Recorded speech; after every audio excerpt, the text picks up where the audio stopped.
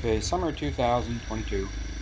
On my way down to check out a Suzuki test ride and try out the 2022 Hayabusa and 22 GSXF or whatever it is, 1000 GT, the sport touring one.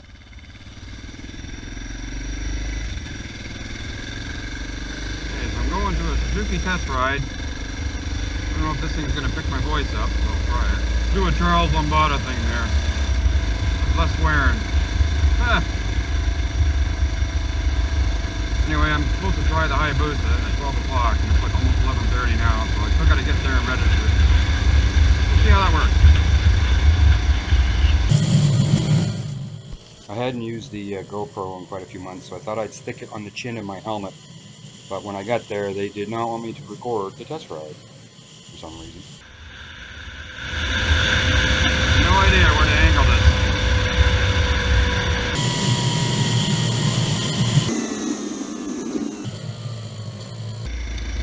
Remember, guy? Yeah, I'm going. Come on, Grampy. Oh, man.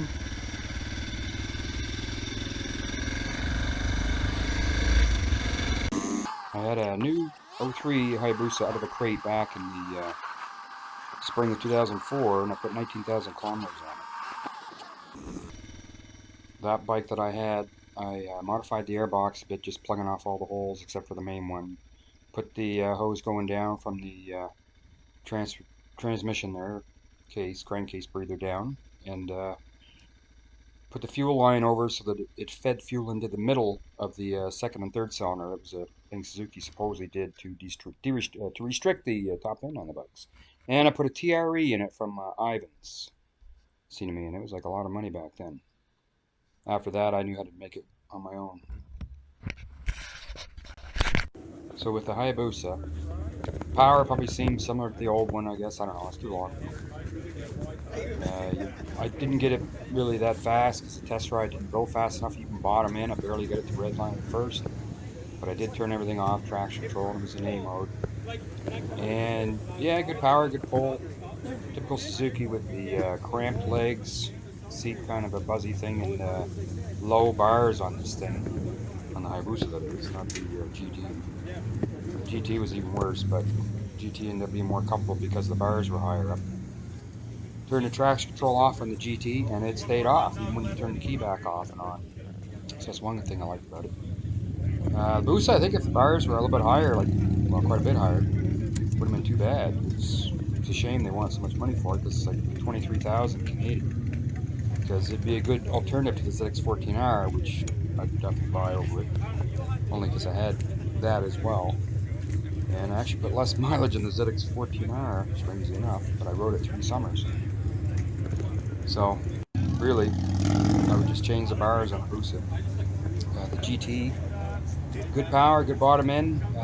Actually, you could pull it up pretty good with a good crack at the throttle. And I don't know what the price is. A buddy of mine's got one of those things now, so he seems to like it, but I haven't really talked to him since he took it to Toronto and back, which is like 1,400 kilometers one way. Anyway, so we took the bikes out. No big deal. Corners good, felt good on the corners. Never even touched suspension, of course. And same with the GT. GT felt pretty good, but anything modern now, it seems like the suspension's a lot better in them. That's pretty much it.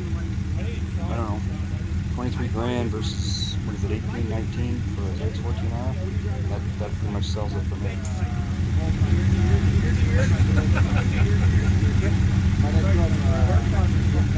Good finish on both bikes, especially the TFT display. It's pretty clear, especially on the Busa. I like the paint on the way the finishes and the chrome little bits on the Busa. Nice classy look for the bike. Felt like a nice big solid bike, and didn't throw you all over the place with bumps and stuff because the roads are crap around here. I'd own one, but I definitely would have to put a bar rises on it. Probably flash it, put a full system on it. Same with the GT. GT might not put a full system, but I definitely would flash the Busa. Probably the GT, which has both. I definitely have it for the GT. Yeah, other than that, nice day for a ride. It was hot out, but It wasn't too hot. And hey, it's free test ride. Why not?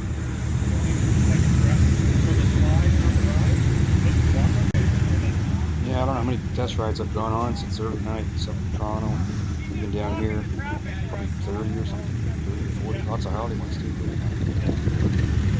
So yeah, out of the 40, 43, 42, 43 street legal bikes I've owned, I'd say the Booster's up there with being a good bike, good overall bike.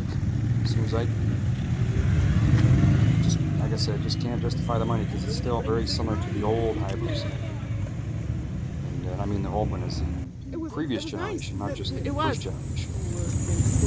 I just quit today. Really? Last night. Yeah. Really is a waste of money. It is.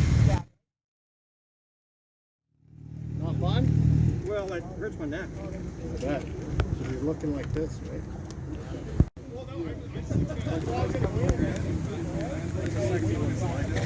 Yeah, it is.